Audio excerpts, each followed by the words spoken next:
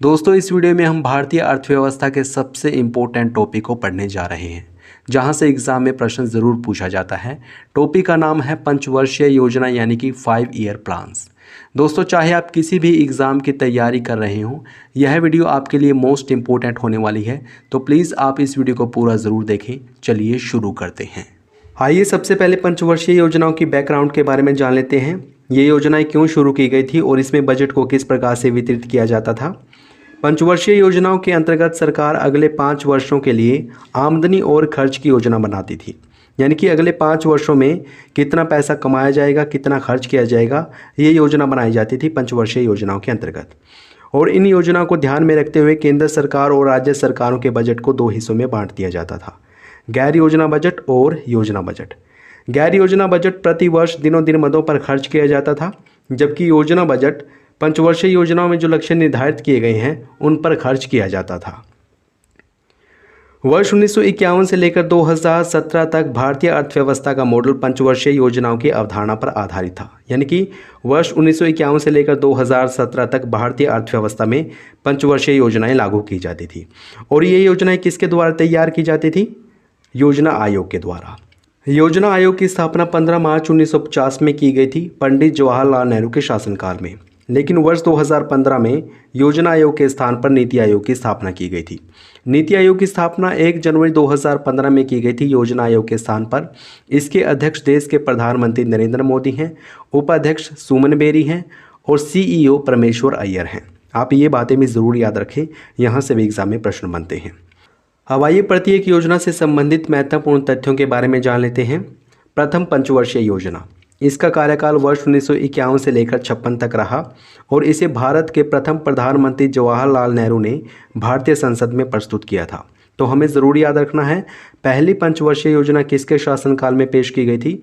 भारत के पहले प्रधानमंत्री पंडित जवाहरलाल नेहरू के शासनकाल में। यह योजना हेरोल्ड डोमर मॉडल पर आधारित थी। क्या था ये मॉडल? इसमें कहा गया था कि आर्थिक विकास के लिए निवेश एक महत्वपूर्ण तत्व है, यानी कि अगर अर्थव्यवस्था का विकास करना है, अर्थव्यवस्था को आगे बढ़ाना है, तो निवेश बहुत ही ज़्यादा ज़रूरी है। और ये निवेश भारतीयों के द्वारा भी किया जा सकता है या फिर विदेशियों के द्वारा भी। निवेश की ज़रूरत क्यों है? निवेश किस प्रकार से भारतीय अर्थव्यवस्था को आगे ले जा सकता था? देखिए, अगर निवेश आएगा तो प्रोडक्शन ज़्यादा से ज़्यादा किया जाएगा, क्योंकि जब इंडस्ट्री के पास पैसा होगा तो प्रोडक्शन भी बढ़ेगा और उस प्रोडक्शन को हम विदेशों में भी एक्सपोर्ट कर सकते हैं, जिससे कि भारतीय अर्थव्यवस्था तरक्की करेगी। तो ये था हेरोल्ड डोमर मॉडल। इसमें मुख्य रूप से कृषि क्षेत्र पर ध्यान केंद्रित किया गया था। प्रथम पंचवर्षीय योजना में लक्षित वृद्धि दर 2.1% थी, जबकि विकास दर 3.6% रही। अर्थात जो लक्ष्य हमने निर्धारित किया था वो हमने अचीव किया था। ये योजना सफल रही थी। इसी योजना में सामुदायिक विकास कार्यक्रम की शुरुआत की गई थी वर्ष 1952 में। राष्ट्रीय प्रसारण सेवा योजना स्थापित की गई थी और साथ ही साथ कुछ अन्य सिंचाई योजना भी शुरू की गई थी, जैसे कि भाखड़ा नागल व्यास परियोजना और दामोदर नदी घाटी परियोजना। जो भाखड़ा नागल परियोजना है इसे सतलुज नदी पर बनाया गया है पंजाब में। व्यास परियोजना को व्यास नदी पर बनाया गया है और इस परियोजना से पंजाब, हरियाणा और राजस्थान, इन 3 जिलों को लाभ मिलता है। दामोदर नदी घाटी परियोजना, जो कि स्वतंत्र भारत की पहली बहुउद्देशीय नदी घाटी परियोजना है, इससे झारखंड और पश्चिम बंगाल को लाभ मिलता है। जो दामोदर नदी है इसको बंगाल का शोक भी कहा जाता है। तो इतनी बातें हमें पहली पंचवर्षीय योजना से याद रखनी है। आइए बढ़ते हैं द्वितीय पंचवर्षीय योजना की ओर। द्वितीय पंचवर्षीय योजना का कार्यकाल है वर्ष 1956 से लेकर 61 तक और यह पीसी महालनोबिस मॉडल पर आधारित है। पीसी महालनोबिस, जो कि भारत के बहुत ही बड़े अर्थशास्त्री थे, इनके द्वारा एक मॉडल दिया गया था जिसको बोला गया पीसी महालनोबिस मॉडल। जो पीसी महालनोबिस मॉडल था इसमें कहा गया था कि रोजगार से उपभोक्ता वस्तुओं के इस्तेमाल में बढ़ावा होगा और देश तरक्की करेगा।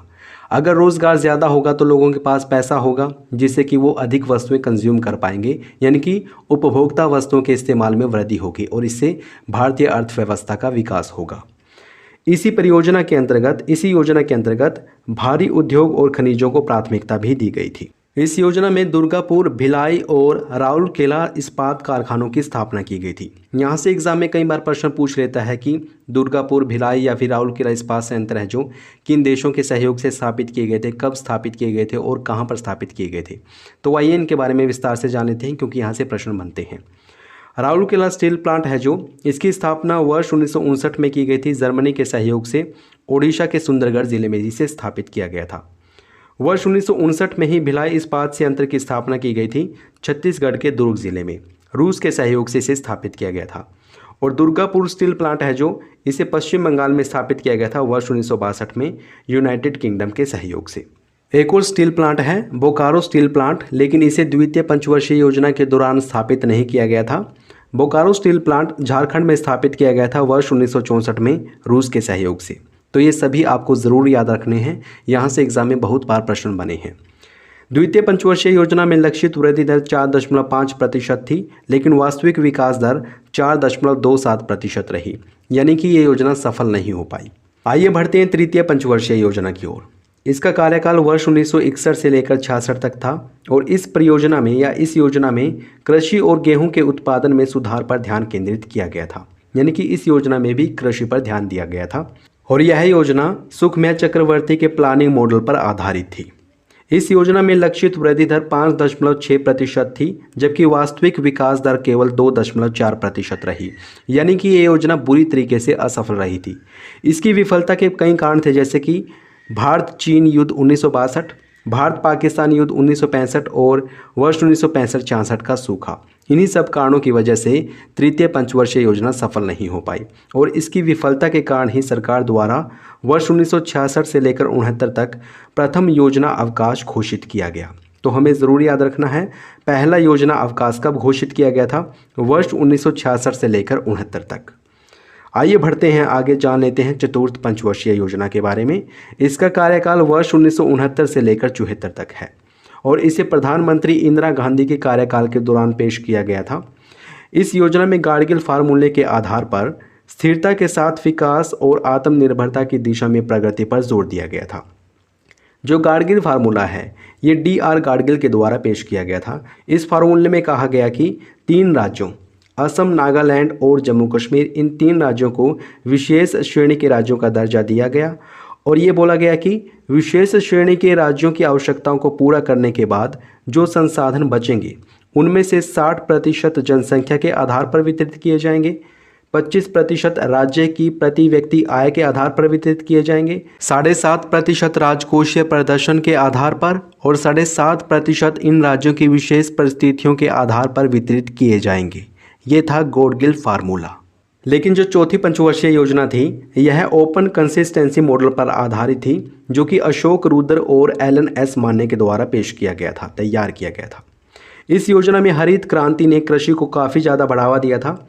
हरित क्रांति की शुरुआत वर्ष 1960 के दशक में नॉर्मन बोरलॉग द्वारा की गई थी और इसीलिए नॉर्मन बोरलॉग को विश्व में हरित क्रांति का जनक कहा जाता है। लेकिन भारत में इस क्रांति का जनक या फिर इस क्रांति का नेतृत्व किया था MS स्वामीनाथन ने। आप इन दोनों फैक्ट को याद रखें, ये भी एग्जाम में पूछे गए हैं। इसी योजना में वर्ष 1969 में 14 बैंकों का राष्ट्रीयकरण किया गया था और इस योजना की लक्षित वृद्धि दर 5.6% थी, लेकिन वास्तविक वृद्धि दर 3.6% रही, अर्थात ये योजना सफल नहीं हो पाई थी। आइए बढ़ते हैं अगली पंचवर्षीय योजना की ओर, 5वीं पंचवर्षीय योजना। इसका कार्यकाल 1974 से लेकर 78 तक रहा, यानी कि ये योजना 4 वर्षों तक लागू की गई थी। 5वें वर्ष इसको खारिज कर दिया गया था। किसके द्वारा किया गया था ये हम आगे पढ़ेंगे। इसने रोजगार बढ़ाने और गरीबी हटाने पर जोर दिया था और इसी योजना में न्यूनतम आवश्यक कार्यक्रम 1974 में शुरू किया गया, काम के बदले अनाज कार्यक्रम शुरू किया गया और साथ ही साथ अंत्योदय योजना शुरू की गई वर्ष 1977 में। अंत्योदय अर्थात जो अंत में है उसका उदय करना। अंत में कौन है? गरीब है, यानी कि गरीबों के विकास के लिए, गरीबों के उदय के लिए अंत्योदय योजना शुरू की गई थी वर्ष 1977-78 में। वर्ष 1978 में मोरारजी देसाई की सरकार आई थी और उन्होंने आते ही 5वीं पंचवर्षीय योजना को खारिज कर दिया। वैसे इसमें लक्षित विकास दर 4.4% निर्धारित की गई थी, जबकि वास्तविक विकास दर 4.8% रही, यानी कि ये योजना सफल रही थी। और उसके बाद द्वितीय योजना अवकाश घोषित किया गया वर्ष 1978 से लेकर 80 तक और ये योजना अवकाश राजनीतिक अस्थिरता के कारण गठित किया गया था। जनता पार्टी सरकार ने 5वीं योजना को खारिज कर दिया था और छठी योजना शुरू की गई थी, छठी पंचवर्षीय योजना शुरू की थी। लेकिन छठी पंचवर्षीय योजना को वर्ष 1980 में इंदिरा गांधी की सरकार ने खारिज कर दिया था। तो इसलिए वर्ष 1978 से लेकर 80 तक कोई भी योजना अच्छी प्रकार से लागू नहीं हो पाई थी और इसी समय में अनवरत योजना शुरू की गई थी। अनवरत योजना एक ऐसी योजना है जिसमें योजना की प्रभावशीलता का मूल्यांकन वार्षिक रूप से किया जाता है, यानी कि एक वर्ष में किसी योजना ने अपने उद्देश्यों को प्राप्त करने के लिए कितना काम किया है, ये मूल्यांकन किया गया था अनवरत योजना के तहत और इस मूल्यांकन के आधार पर ही अगले वर्ष की योजना तैयार की जाती थी। बढ़ते हैं छठी पंचवर्षीय योजना की ओर। इसका कार्यकाल वर्ष 1980 से लेकर 85 तक रहा था और इस योजना का उद्देश्य गरीबी उन्मूलन और रोजगार में वृद्धि करना था, यानी कि गरीबी को हटाना है, रोजगार को बढ़ाना है। ये छठी पंचवर्षीय योजना का उद्देश्य था। इसी पंचवर्षीय योजना के अंतर्गत नाबार्ड की स्थापना की गई थी। नाबार्ड का पूरा नाम है राष्ट्रीय कृषि और ग्रामीण विकास बैंक। इसकी स्थापना शिवरमन समिति की सिफारिश पर की गई थी 12 जुलाई 1982 में और इस बैंक का मुख्यालय मुंबई में स्थित है। आप हमें कमेंट बॉक्स में ये बात ज़रूर बताएं कि वर्तमान में नाबार्ड बैंक के अध्यक्ष कौन हैं।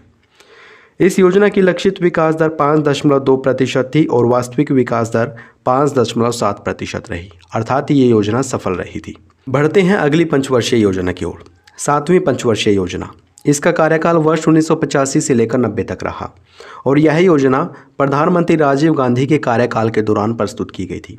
इस योजना का उद्देश्य था उत्पादकता को बढ़ावा देना, रोजगार को बढ़ावा देना, समता और न्याय आधारित सामाजिक व्यवस्था स्थापित करना और साथ ही साथ तकनीकी का विकास करना, ये इसका उद्देश्य था और इसमें लक्षित वृद्धि दर 5% निर्धारित की गई थी, जबकि वास्तविक विकास दर 6.01% रही, अर्थात ये योजना भी सफल रही थी। 8वीं पंचवर्षीय योजना। इसका कार्यकाल वर्ष 1992 से लेकर 97 तक था और इसका प्रमुख उद्देश्य था सर्वांगीण मानव विकास और इसी योजना के दौरान प्रधानमंत्री रोजगार योजना की शुरुआत की गई थी और इसी योजना में 1 जनवरी 1995 में भारत ने विश्व व्यापार संगठन यानी कि WTO की सदस्यता ग्रहण की थी। WTO जिसका पूरा नाम है वर्ल्ड ट्रेड ऑर्गेनाइजेशन अर्थात विश्व व्यापार संगठन, इसकी स्थापना 1 जनवरी 1995 में की गई थी और इसका मुख्यालय जिनेवा स्विट्जरलैंड में स्थित है। इस योजना में लक्षित वृद्धि दर 5.6% निर्धारित की गई थी, लेकिन वास्तविक वृद्धि दर 6.8% रही, अर्थात ये योजना भी सफल रही थी। आगे बढ़ते हैं, जान लेते हैं 9वीं पंचवर्षीय योजना के बारे में। इसका कार्यकाल वर्ष 1997 से लेकर 2002 तक रहा और इसमें सर्वोच्च प्राथमिकता सामाजिक न्याय और समानता के साथ विकास को दी गई थी। इसमें लक्षित विकास दर 7.1% थी, जबकि वास्तविक विकास दर 6.8% रही थी, यानी कि ये योजना अपने लक्ष्य को प्राप्त नहीं कर पाई, अर्थात ये योजना असफल रही। आइए बढ़ते हैं अगली योजना की ओर। 10वीं पंचवर्षीय योजना। इसका कार्यकाल वर्ष 2002 से लेकर 7 तक था और इसका प्रमुख उद्देश्य था गरीबी और बेरोजगारी को कम करना, समाप्त करना और इसी योजना में ये कहा गया कि गरीबी को 50% तक कम किया जाएगा और साथ ही साथ 80 मिलियन लोगों को रोज़गार प्रोवाइड करवाया जाएगा। इसमें लक्षित विकास दर 8.1% थी, जबकि वास्तविक विकास दर 7.6% रही, यानी कि ये योजना भी अपने लक्ष्य को प्राप्त नहीं कर पाई, अर्थात ये योजना भी विफल रही। आइए बढ़ते हैं अगली पंचवर्षीय योजना की ओर। ये भी काफ़ी ज़्यादा महत्वपूर्ण पंचवर्षीय योजना है। 11वीं पंचवर्षीय योजना। इसका कार्यकाल 2007 से लेकर 2012 तक था और इसमें लक्ष्य निर्धारित किया गया था तीव्रता और समावेशी विकास का। तीव्रता का मतलब जल्दी से विकास करना है और समावेशी विकास करना है। समावेशी विकास एक ऐसा विकास है जिसमें रोजगार को बढ़ावा दिया जाता है और गरीबी को कम किया जाता है और इसी योजना के अंतर्गत शिक्षा पर काफ़ी ज़्यादा जोर दिया गया था। वर्ष 2009 में शिक्षा के अधिकार अधिनियम को प्रस्तुत किया गया था और 2010 में इस अधिनियम को लागू किया गया। इसमें कहा गया कि 6 से लेकर 14 वर्ष की आयु के बच्चों के लिए शिक्षा को निःशुल्क और अनिवार्य कर दिया जाएगा। तो हमें ज़रूर याद रखना है, शिक्षा का अधिकार अधिनियम 2009 कब लागू किया गया था? 2010 में। और किस योजना के दौरान? 10 में लागू किया गया था ना, 10 में 1 जोड़ दो 11 है, यानी कि 11वीं पंचवर्षीय योजना के दौरान शिक्षा का अधिकार अधिनियम 2009 लागू किया गया था। आइए बढ़ते हैं आगे। इसमें लक्षित वृद्धि दर 9% निर्धारित की गई थी, लेकिन वास्तविक विकास दर 8% रही, अर्थात ये योजना असफल रही थी। 12वीं पंचवर्षीय योजना। इसका कार्यकाल 2012 से लेकर 17 तक था और इसका मुख्य उद्देश्य तीव्रता, अधिक समावेशी और धारणीय विकास करना था। तीव्रता यानी कि जल्दी से विकास करना है और समावेशी विकास करना है, अर्थात रोजगार को बढ़ावा देना है, गरीबी को कम करना है। धारणीय विकास का मतलब क्या है? एक ऐसा विकास जो भावी पीढ़ियों की आवश्यकताओं को ध्यान में रखते हुए किया जाता है। यानी कि विकास करना है लेकिन भावी पीढ़ियों को ध्यान में रखते हुए करना है। ऐसा नहीं करना कि हमें संसाधनों का इतना प्रयोग कर लिया कि भावी पीढ़ियों के लिए संसाधन कम रह गए। विकास अच्छे से करना है, धारणीय विकास करना है। ये 12वीं पंचवर्षीय योजना का उद्देश्य था। और इस योजना के अंत तक प्रजनन दर 2.1% तक लाने का लक्ष्य रखा गया था। प्रजनन दर कैसे निकाली जाती है? प्रति 1000 स्त्रियों के पीछे जीवित जन्मे बच्चों की संख्या प्रजनन दर होती है। और कुल प्रजनन दर क्या होती है? इन सिंपल लैंग्वेज, एक महिला अपने प्रजनन काल में जितने बच्चों को जन्म देती है उनका औसत क्या कहलाता है? कुल प्रजनन दर कहलाता है। अब आइए एक टेस्ट को लगा लेते हैं ताकि हमने जो भी पढ़ा है वो अच्छे से क्लियर हो जाए, अच्छे से समझ में आ जाए और उसकी महत्वता क्या है इसके बारे में भी हम जान सकें। पहला प्रश्न है, निम्नलिखित में से किस पंचवर्षीय योजना के दौरान भाखड़ा नागल परियोजना स्थापित की गई थी? इसका सही जवाब होगा प्रथम पंचवर्षीय योजना। याद रखें, पहली पंचवर्षीय योजना के दौरान भाखड़ा नागल परियोजना स्थापित की गई थी। इसके अलावा व्यास परियोजना और दामोदर घाटी नदी परियोजना, इनकी स्थापना भी पहली पंचवर्षीय योजना के दौरान की गई थी। और पहली पंचवर्षीय योजना का कार्यकाल क्या था? वर्ष 1951 से लेकर 56 तक। आइए बढ़ते हैं अगले प्रश्न की ओर। अगला प्रश्न है, शिक्षा के अधिकार अधिनियम 2009 को किस पंचवर्षीय योजना के दौरान लागू किया गया था?